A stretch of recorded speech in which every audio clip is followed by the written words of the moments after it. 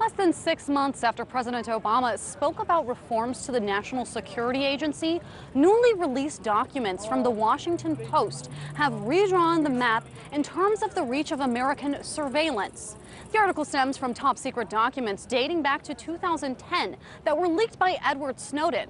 Turns out the NSA has been given clearance from the Foreign Intelligence Surveillance Court to spy on some 193 countries. Many of the countries have never posed a direct or indirect threat to American interests. They include countries like Belize, Denmark, Greece, St. Kitts, and Fiji. Only 4 countries in the world have escaped the surveillance powers of the NSA. Those are Australia, Canada, Great Britain, and New Zealand. Together with the United States, these countries make up the Five Eyes. But if you live in one of these countries, that does not necessarily mean that you are in the clear. An April 2013 NSA bulletin allows for the surveillance of these countries' 28 sovereign territories, simply because filtering them out could slow down the system.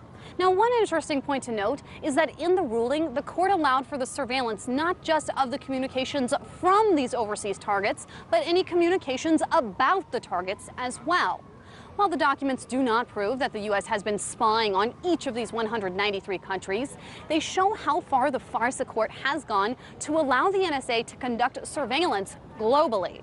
The revelation comes at an interesting time. In a January speech highlighting some key reforms to the National Security Agency, President Obama spoke about the need to practice responsible surveillance. Just as we balance security and privacy at home, our global leadership demands that we balance our security requirements against our need to maintain the trust and cooperation among people and leaders around the world.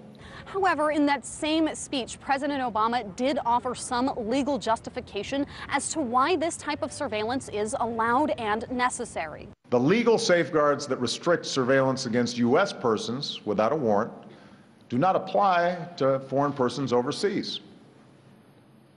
This is not unique to America. Few, if any, spy agencies around the world constrain their activities beyond their own borders. Now, a former senior defense official who spoke with the Washington Post on the condition of anonymity offered another possible justification for this type of sweeping surveillance, saying, quote, "It's not impossible to imagine a humanitarian crisis in a country that's friendly to the United States, where the military might be expected on a moment's notice to go in and evacuate all Americans." He went on to say that if certification did not list the country, the NSA could not gather intelligence under the law. Privacy advocates say there are too many holes and exceptions to believe that the government won't spy on ordinary citizens if it wants to. There is also renewed criticism of the FISA court being a rubber stamp court rather than working in the best interest of the people. As if surveilling 98% of the world wasn't enough, the documents reveal that the NSA was also permitted to gather information on the World Bank, the International Monetary Fund, the European Union, and the International Atomic Energy Agency, all entities that the U.S. has close business ties to. So it looks as if no one can escape the watchful eye of the NSA abroad.